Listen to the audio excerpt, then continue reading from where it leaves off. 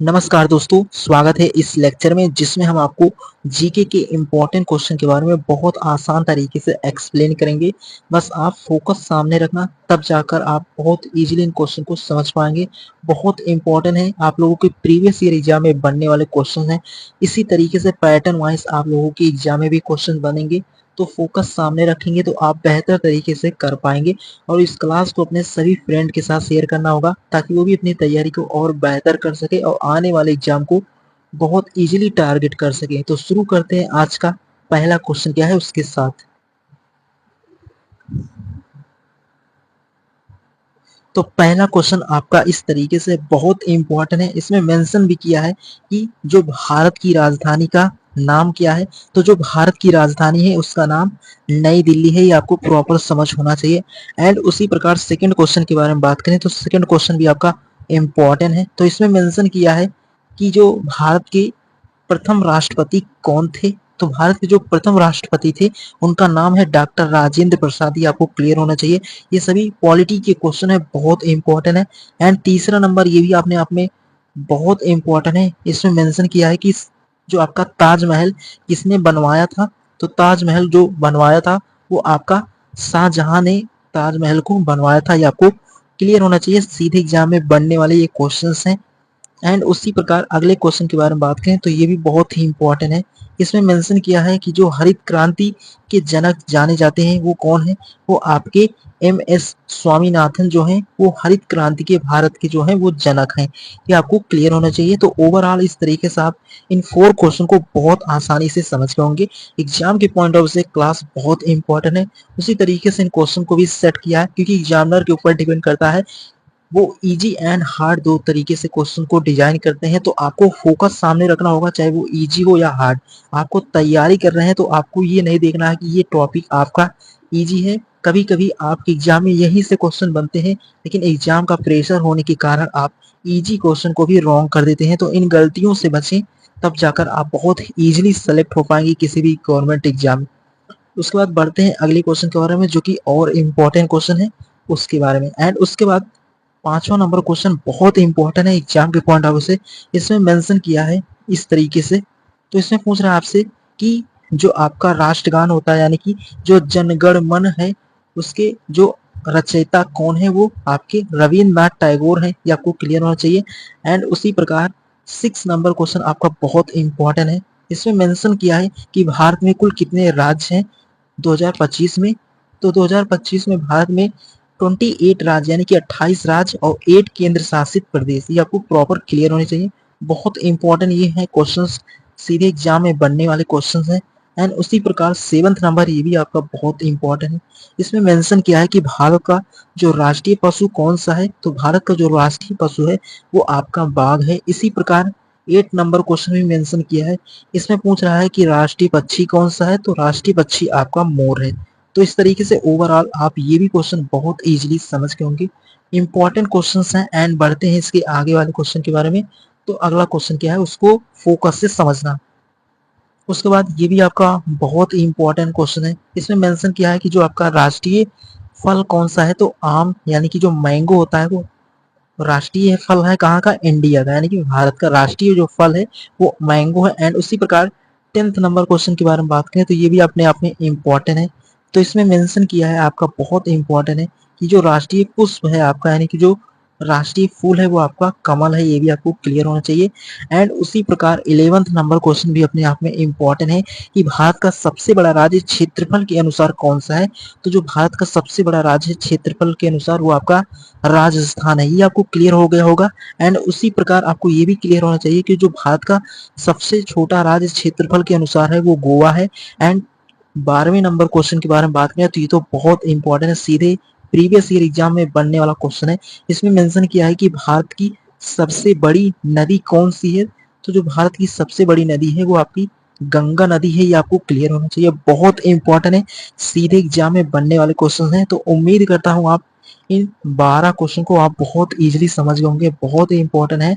And उसके बाद अगले क्वेश्चन के बारे में बात करें तो अगला क्वेश्चन आपका बहुत इंपॉर्टेंट है। इसमें मेंशन किया है बहुत इंपॉर्टेंट, इसमें पूछ रहा है आपसे कि एंड उसके बाद 14 नंबर क्वेश्चन अपने आप में बहुत इंपॉर्टेंट है। इसमें मेंशन किया है कि भारतीय संसद में कितने सदन हैं। तो भारतीय जो संसद है उसमें सदन जो है आपकी वो दो सदन होते हैं। एक तो होता है आपका लोकसभा और एक होता है राज्यसभा। तो इस तरीके से लोकसभा और राज्यसभा के बारे में आपको प्रॉपर समझ हो गया होगा। एंड उसी प्रकार अगला क्वेश्चन भी आपका बहुत इंपॉर्टेंट है, सीधे एग्जाम में बनने वाले क्वेश्चंस हैं। तो 15 नंबर भी आपका बहुत इंपॉर्टेंट है, इसको फोकस से समझना।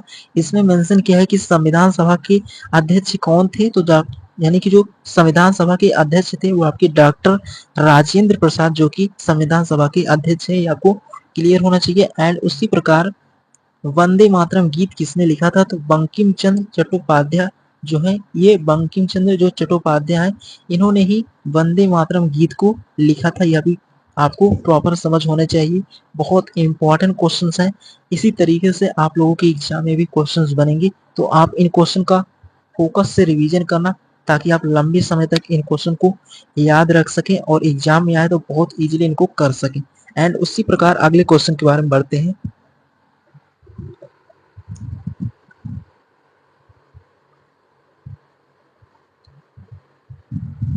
उसके बाद अगला क्वेश्चन आपका बहुत इंपॉर्टेंट है। इसमें मेंशन किया है भारत का जो राष्ट्रीय खेल क्या है। तो यानी कि जो भारत है, इंडिया का जो राष्ट्रीय खेल है वो आपका हॉकी है, ये आपको क्लियर होना चाहिए, बहुत इंपॉर्टेंट है। एंड उसी प्रकार अगले क्वेश्चन के बारे में बात करें तो अगला क्वेश्चन भी आपका बहुत इंपॉर्टेंट है। तो इस तरीके से आप 17 नंबर क्वेश्चन समझ गए होंगे और इससे प्रीवियस जितने भी क्वेश्चन हमने अभी तक डिस्कस किया है बहुत इजीली आप इनको समझ गए होंगे। तो उसी प्रकार जो भारत का राष्ट्रीय खेल है वो आपका हॉकी है, ये आपको क्लियर होना चाहिए, बहुत इंपॉर्टेंट है। तो इस तरीके एंड उसके बाद 18 नंबर क्वेश्चन आपका बहुत इंपॉर्टेंट है। इसमें मेंशन किया है इस तरीके से, इसमें पूछ रहा है आपसे कि तारक मेहता का उल्टा चश्मा किस प्रकार का कार्यक्रम है। वो आपका हास्य धारावाहिक है, ये आपको क्लियर होना चाहिए, बहुत इंपॉर्टेंट है। एंड 19 नंबर क्वेश्चन भी आपका बहुत इंपॉर्टेंट है, इसको समझना होगा। तो 19 नंबर क्वेश्चन सीधे एग्जाम में बनने वाला क्वेश्चन है। इसमें मेंशन किया है कि जो पृथ्वी सूर्य की परिक्रमा कितने दिनों में पूरा करती है। तो 365 दिन और 6 घंटे में जो है वो पृथ्वी सूर्य की परिक्रमा करती है, आपको प्रॉपर समझ होना चाहिए। एंड 20 नंबर क्वेश्चन के बारे में बात करें तो 20 नंबर क्वेश्चन आपका बहुत ही इंपॉर्टेंट है।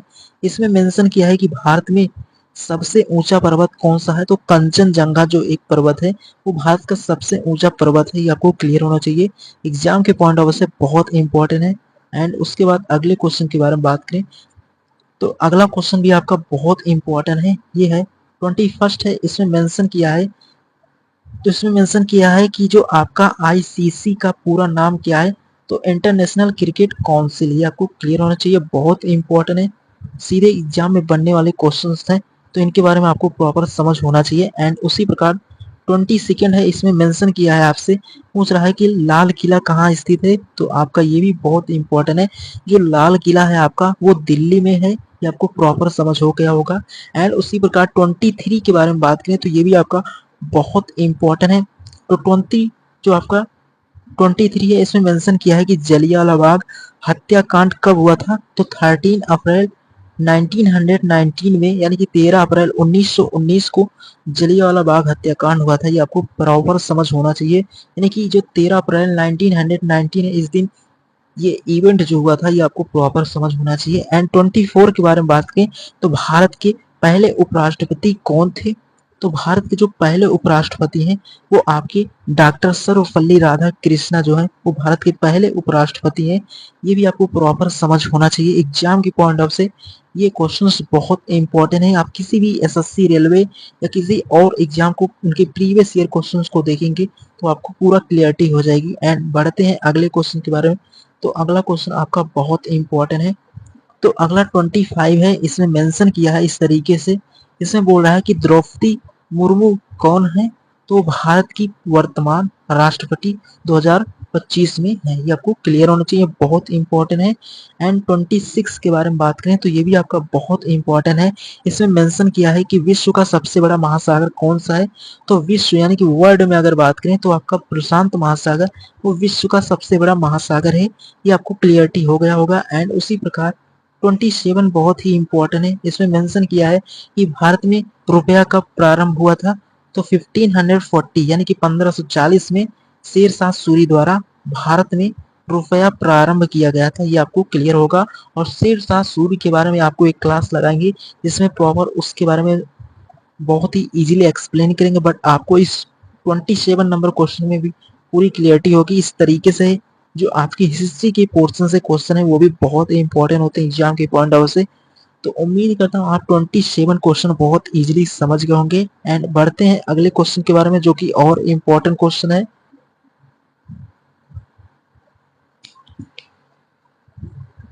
उसके बाद 28 है, इसमें मेंशन किया है कि जय जवान जय किसान का नारा किसने दिया था? तो लाल बहादुर शास्त्री ने जय जवान जय किसान का नारा दिया था। ये आपको प्रॉपर समझ हो गया होगा, बहुत इंपॉर्टेंट क्वेश्चन था। एंड उसी प्रकार 29 है, इसमें बोला है विश्व का सबसे बड़ा देश क्षेत्रफल के अनुसार कौन सा है? तो आपका जो क्षेत्रफल के अनुसार सबसे बड़ा देश है वो आपका रूस है, ये आपको क्लियर होगा। बहुत इंपॉर्टेंट है कि जो क्षेत्रफल के अनुसार विश्व में सबसे बड़ा देश है वो आपका रूस है। एंड उसके बाद अगला है कि विटामिन डी हमें कहाँ से मिलता है? तो सूर्य की किरण से हमें विटामिन डी मिलता है, ये आपको क्लियर होना चाहिए, बहुत इंपॉर्टेंट है। सीधे एग्जाम में बनने वाले ये क्वेश्चंस हैं, बहुत इंपॉर्टेंट है। एंड उसके बाद अगले क्वेश्चन के बारे में बात करें तो अगला क्वेश्चन भी आपका बहुत इंपॉर्टेंट है, एग्जाम में पूछे जाने वाले क्वेश्चन है। उसके बाद ये भी क्वेश्चन आपका बहुत इंपॉर्टेंट है, इसमें मेंशन किया है भारत का पहला उपग्रह कौन सा था? तो आर्यभट्ट जो है वो भारत का पहला उपग्रह है। तो इस तरीके से आप 31 को भी बहुत इजीली समझ गए होंगे, बहुत इंपॉर्टेंट है। एंड 32 के बारे में बात करें, ये आपका बहुत इंपॉर्टेंट है कि इसरो का मुख्यालय कहाँ है? तो बेंगलुरु में है, ये आपको क्लियर होना चाहिए, बहुत इंपॉर्टेंट। जो आपके हेडक्वार्टर से संबंधित क्वेश्चंस होते हैं वो बहुत इंपॉर्टेंट होते हैं एग्जाम की पॉइंट ऑफ व्यू से। एंड 33 के बारे में बात करें, ये भी आपका बहुत इंपॉर्टेंट है।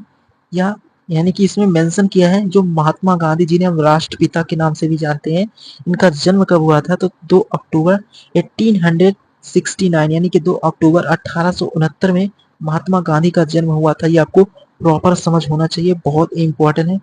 तो इस तरीके से आप ये भी समझ गए होंगे। एंड उसके बाद ये भी क्वेश्चन आपका बहुत इंपॉर्टेंट है, इसमें मेंशन किया है कि भारतीय संविधान कब लागू हुआ था? तो 26 जनवरी 1950 यानी कि 26 जनवरी 1950 को भारतीय संविधान को लागू किया गया था, बहुत इंपॉर्टेंट है। एंड उसी प्रकार 35 है, यहाँ पर मेंशन किया है कि जल जीवन मिशन किससे संबंधित है? तो सभी घरों में जल उपलब्ध कराना, उसी से जल जीवन मिशन संबंधित है, ये आपको क्लियर होना चाहिए, बहुत इंपॉर्टेंट है। उसी प्रकार 36 है, इसमें मेंशन किया है कि जो आपका नालंदा विश्वविद्यालय कहाँ स्थित है? तो बिहार एक राज्य है भारत का, वहीं पर नालंदा विश्वविद्यालय स्थित है, ये आपको प्रॉपर समझ हो गया होगा। तो इस तरीके से आप ये भी क्वेश्चन बहुत इजीली समझ गए होंगे, बहुत इंपॉर्टेंट है। एंड उसके बाद अगले क्वेश्चन के बारे में बात करें तो अगला क्वेश्चन भी आपका बहुत इंपॉर्टेंट है। उसके बाद 37 है, इसमें मेंशन किया है कि जीवन बीमा निगम यानी कि जो जीवन बीमा निगम है LIC, ये स्थापना कब हुआ था? तो 1956 में जीवन बीमा निगम LIC की स्थापना हुआ था 1956 में, ये आपको क्लियर होना चाहिए। एंड 38 है, इसमें मेंशन किया है कि विश्व पर्यावरण दिवस कब मनाया जाता है? तो 5 जून को हम इसको विश्व पर्यावरण दिवस को सेलिब्रेट करते हैं, आपको क्लियर होना चाहिए, बहुत इंपॉर्टेंट है। एंड उसके बाद 39 है, इसमें मेंशन किया है, बहुत ही इंपॉर्टेंट है कि भारत की पहली महिला प्रधानमंत्री यानी कि जो भारत की पहली वुमेन प्राइम मिनिस्टर कौन थी? तो इंदिरा गांधी है, ये आपको प्रॉपर समझ हो गया होगा। तो इस तरीके से आप 39 क्वेश्चन को भी बहुत इजीली समझ गए होंगे, बहुत इंपॉर्टेंट क्वेश्चंस हैं। तो इस तरीके से आपको फोकस सामने रखना होगा, बहुत इंपॉर्टेंट। एंड उसके बाद 14 नंबर क्वेश्चन भी आपका बहुत इंपॉर्टेंट है, इसमें मेंशन किया है कि जो PV सिंधु किस खेल से संबंधित है? वो आपका बैडमिंटन से संबंधित है, ये आपको क्लियर होना चाहिए, एग्जाम के पॉइंट ऑफ से क्वेश्चन बहुत इंपॉर्टेंट है। एंड उसी प्रकार आपका 41 भी आपका बहुत इंपॉर्टेंट है, इसमें मेंशन किया है कि मोदी जी का पूरा नाम क्या है? तो जो मोदी जी का पूरा नाम है वो आपका है नरेंद्र दामोदर दास मोदी, जो आपके भारत के प्राइम मिनिस्टर है, उनके बारे में प्रॉपर उनका नाम यहाँ पर मेंशन है, इनके बारे में भी आपको प्रॉपर समझ होना चाहिए। एंड 42 है, ये भी आपका बहुत इंपॉर्टेंट है, तो इसमें मेंशन किया है इस तरीके से कि गुरु नानक देव जी किस धर्म के संस्थापक थे? तो सिख धर्म के जो संस्थापक हैं वो गुरु नानक देव जी हैं, ये आपको प्रॉपर समझ हो गया होगा। तो ओवरऑल इस तरीके से आप 42 क्वेश्चन को भी बहुत इजीली समझ गए होंगे, बहुत इंपॉर्टेंट एग्जाम की पॉइंट ऑफ व्यू से। एंड उसके बाद अगले क्वेश्चन के बारे में बात करें तो अगला क्वेश्चन भी आपका बहुत इंपॉर्टेंट है। तो अगला क्वेश्चन 43 है, इसमें मेंशन किया है इस तरीके से। तो इसमें मेंशन किया है कि भारत का राष्ट्रीय ध्वज किसने डिजाइन किया था। तो जो पिंगली वैंकैया है उन्होंने भारत का जो राष्ट्रीय ध्वज है उसे डिजाइन किया था, ये आपको प्रॉपर समझ होना चाहिए। एंड तो इस प्रकार आपका 44 है, इसमें मेंशन किया है कि विश्व का सबसे ऊंचा जलप्रपात कौन सा है। तो आपका एंजल फॉल्स वेनेजुएला जो है वो आपका सबसे ऊंचा जलप्रपात है, ये आपको क्लियर होना चाहिए। और जो विश्व का है वो आपका एंजल फॉल्स वेनेजुएला जो है वो यानी कि जो विश्व का सबसे ऊंचा जलप्रपात है, ये आपको क्लियर हो गया होगा। एंड उसी प्रकार 45 है, इसमें मेंशन किया है कि न्यूटन किस वैज्ञानिक का नाम है। तो न्यूटन जो है वो सर आइजैक न्यूटन, जिन्होंने हमें गति के नियम के बारे में एक्सप्लेन किया था कि न्यूटन का जो प्रथम नियम क्या है, इन सभी के बारे में हम आपको फिजिक्स में बहुत इजीली एक्सप्लेन करेंगे। तो आप इस तरीके से उनको वहां पर समझ सकते हैं। बट आपको यहाँ पर ये समझना था कि जो न्यूटन किस वैज्ञानिक का नाम है, तो सर आइजैक न्यूटन को ही हम न्यूटन कहते हैं। तो इस तरीके से इनके बारे में भी आपको प्रॉपर समझ हो गया होगा। एंड उसी प्रकार अगले क्वेश्चन के बारे में बात करें तो अगला क्वेश्चन आपका है 46 है, इसमें मेंशन किया है कि बल्ब का आविष्कार किसने किया था। तो थॉमस अल्वा एडिसन जो है उन्होंने बल्ब का आविष्कार किया था, ये आपको क्लियर होना चाहिए। एंड उसी प्रकार अगला क्वेश्चन जो है वो भी बहुत इंपॉर्टेंट है। तो 47 है, इसमें मेंशन किया है। तो 47 में मेंशन किया है कि ताजमहल किस नदी के किनारे है। तो यमुना नदी के किनारे ताजमहल है, ये आपको क्लियर होना चाहिए, बहुत इंपॉर्टेंट है। उसी प्रकार 48 नंबर ये भी आपका बहुत इंपॉर्टेंट है कि जीवन का आधार क्या है। तो जीवन का जो आधार है वो आपका जल है, ये आपको क्लियर होना चाहिए। तो इस तरीके से आप 48 क्वेश्चन को बहुत इजीली समझ गए होंगे, बहुत इंपॉर्टेंट है। एंड उसके बाद बढ़ते हैं अगले क्वेश्चन के बारे में जो कि और इम्पोर्टेंट है। उसके बाद अगला क्वेश्चन आपका 49 है, इसमें मेंशन किया है कि मदर टेरेसा को भारत रत्न कब मिला था। तो 1980 में, यानी कि 1980 में मदर टेरेसा को भारत का रत्न मिला। तो इस तरीके से आपका जो 15 नंबर है इसमें मेंशन किया है कि यूएनओ का मुख्यालय कहाँ है। तो न्यूयॉर्क, यानी कि जो न्यूयॉर्क है वो आपका अमेरिका में है, ये आपको प्रॉपर समझ होगा। तो उम्मीद करते हैं आप इन क्वेश्चन को भी यहाँ तक समझ के होंगे। एंड उसके बाद अगला क्वेश्चन आपका बहुत इंपॉर्टेंट है जो 51 है, इसमें मेंशन किया है कि भारत की राजधानी क्या है। तो नई दिल्ली है, ये आपको प्रॉपर समझ होगा। एंड उसी प्रकार 52 है, इसमें मेंशन किया है कि विश्व का सबसे बड़ा महासागर कौन सा है। तो प्रशांत महासागर, ये भी आपको क्लियर हो गया होगा। एंड 53 है, इसमें मेंशन किया है कि भारत का संविधान कब लागू हुआ था। तो भारत का जो संविधान है वो 26 जनवरी 1950 को लागू हुआ था, ये आपको क्लियर होना चाहिए। एंड उसी प्रकार अगले क्वेश्चन के बारे में बात करें तो अगला क्वेश्चन आपका बहुत इंपॉर्टेंट है कि महात्मा गांधी जी का जन्म कहाँ हुआ था। तो पोरबंदर जो कि कहाँ पर है, गुजरात राज्य में है, ये आपको क्लियर होना चाहिए। एंड 55 के बारे में बात करें तो इसमें मेंशन किया है सौर मंडल का सबसे बड़ा ग्रह कौन सा है। तो बृहस्पति जो है वो सौर मंडल का सबसे बड़ा ग्रह है। एंड उसी प्रकार अगला क्वेश्चन भी आपका बहुत इंपॉर्टेंट है 56, इसमें मेंशन किया है ताजमहल किसने बनवाया था। तो शाहजहां ने बनवाया था, ये आपको प्रॉपर समझ हो गया होगा। तो इस तरीके से आप यहाँ तक बहुत इजीली इन क्वेश्चन को समझ गए होंगे। एंड उसी प्रकार अगला क्वेश्चन आपका बहुत इंपॉर्टेंट है, इसमें मेंशन किया है कि भारत का सबसे लंबा नदी जो है वो आपका गंगा नदी है, ये आपको क्लियर होना चाहिए। एंड उसी प्रकार 58 है, इसमें मेंशन किया है कि विश्व की सबसे ऊंची चोटी कौन सी है। तो माउंट एवरेस्ट विश्व की सबसे ऊंची चोटी है। एंड उसी प्रकार 59 के बारे में बात करें तो इसमें मेंशन किया है भारत की पहली महिला राष्ट्रपति कौन थी। तो आपकी प्रतिभा पाटिल है, वो भारत की पहली एक ऐसी महिला थी जो राष्ट्रपति बनी थी, ये आपको प्रॉपर समझ हो गया होगा। तो इस तरीके से तो उम्मीद करता हूँ आप इन क्वेश्चन को भी बहुत इजीली समझ गए होंगे। एंड बढ़ते हैं इसके अगले वाले क्वेश्चन के बारे में जो कि और इम्पोर्टेंट क्वेश्चन है। तो इस तरीके से आपका जो 16 नंबर क्वेश्चन है इसमें मेंशन भी किया है। तो इसमें मेंशन किया है कि क्रिकेट में एक सदी यानी कि सेंचुरी कितने रन की होती है। तो क्रिकेट में जो सेंचुरी होता है वो 100 रन का होता है, ये आपको क्लियर होना चाहिए, बहुत इंपॉर्टेंट है। उसी प्रकार आपका 61 है, इसमें मेंशन किया है इस तरीके से, बहुत इंपॉर्टेंट क्वेश्चन है। इसमें मेंशन किया है कि भारतीय स्वतंत्रता संग्राम में लाल किला झंडा किसने फहराया था? तो नेताजी सुभाष चंद्र बोस ने भारतीय स्वतंत्रता संग्राम में लाल किला झंडा को जो फहराने वाले हैं वो नेताजी सुभाष चंद्र बोस थे। ये आपको क्लियर होना चाहिए। एंड उसी प्रकार अगला क्वेश्चन 62 है, ये भी आपका बहुत इंपॉर्टेंट है। इसमें मेंशन किया है कि विश्व स्वास्थ्य संगठन WHO का मुख्यालय जिनेवा स्विट्जरलैंड में है। आपको क्लियर होना चाहिए, बहुत इंपॉर्टेंट क्वेश्चन था। एग्जाम की पॉइंट ऑफ व्यू से ये क्वेश्चन बहुत इंपॉर्टेंट है, सीधे एग्जाम में बनने वाले क्वेश्चन है। तो उम्मीद करता हूँ आपका फोकस सामने होगा, तो इन क्वेश्चन को समझ गए होंगे। एंड उसके बाद आज के जो इम्पोर्टेंट क्वेश्चन है ये भी इम्पोर्टेंट है। तो इसमें मेंशन किया है कि भारत के जो पहले प्राइम मिनिस्टर कौन थे? तो जवाहरलाल नेहरू हैं। ये आपको प्रॉपर समझ हो गया होगा। एंड उसी प्रकार 64 जो है ये भी बहुत इंपॉर्टेंट है। इसमें मेंशन किया है कि पृथ्वी से सबसे नजदीकी जो ग्रह है वो आपका शुक्र है। ये भी आपको क्लियर होना चाहिए। एंड उसी प्रकार 65 है, ये भी आपका बहुत इंपॉर्टेंट है। इसमें मेंशन किया है कि भारत का जो राष्ट्रीय पक्षी कौन सा है? तो मोर, यानी कि। तो उम्मीद करता हूँ आप यहाँ तक सभी क्वेश्चन को बहुत इजीली समझ गए होंगे। एंड उसके बाद बढ़ते हैं, अगला क्वेश्चन क्या है इसके बारे में। तो ये क्वेश्चन आपका बहुत इंपॉर्टेंट है, सीधे एग्जाम में बनने वाला क्वेश्चन है। इसमें मेंशन किया है कि कंप्यूटर का जनक किसे माना जाता है? तो चार्ल्स बेबेज को कंप्यूटर का जनक माना जाता है। तो इस तरीके से आप इस क्वेश्चन को भी बहुत इजीली समझ गए होंगे, बहुत इंपॉर्टेंट है। एंड उसी प्रकार अगला क्वेश्चन ये भी इंपॉर्टेंट है कि भारत की सबसे लंबी सीमा किस देश की है? जो बांग्लादेश है उसकी सीमा सबसे लंबी है, ये आपको क्लियर होना चाहिए। ये भी बहुत इंपॉर्टेंट है, किस देश की है? तो वो आपका बांग्लादेश जो है वो भारत की सबसे लंबी सीमा वाला देश है।